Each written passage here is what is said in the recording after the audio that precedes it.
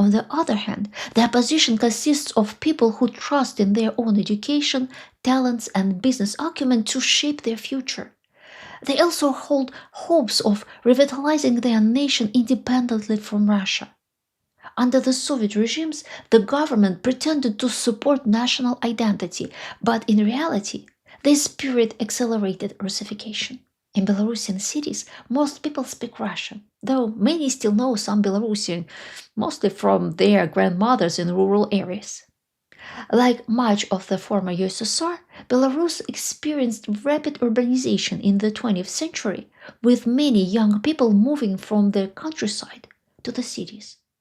After the collapse of the Soviet Union, many educated people began learning Belarusian, and a sense of national identity started to take root. However, the dictator views this movement as a threat, as his personal survival and the stability of his regime depend on Russia.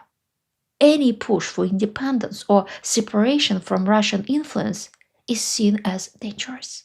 As a result, Belarus finds itself in a strange situation. If you speak Belarusian and wear traditional embroidered clothing, you are viewed with suspicion.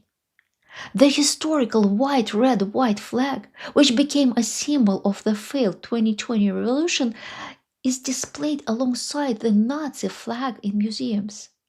The government spreads the narrative that Nazis and those calling for free elections are one and the same, and this manipulation works. If you watch Belarusian TV or read state-run social media, you'd think the country is thriving. In reality, the culture is oppressed, while sports are glorified. Sports give people something to pride themselves on and keep them quiet.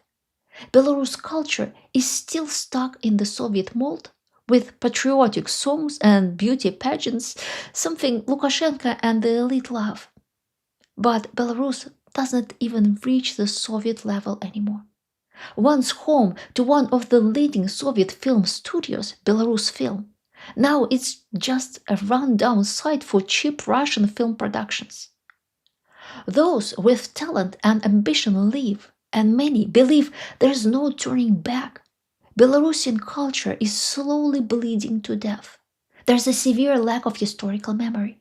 The government tells its people to remember their history, but it only emphasizes the suffering of Belarusians during World War II, framing it in a way that fosters passivity and the fear of the outside world.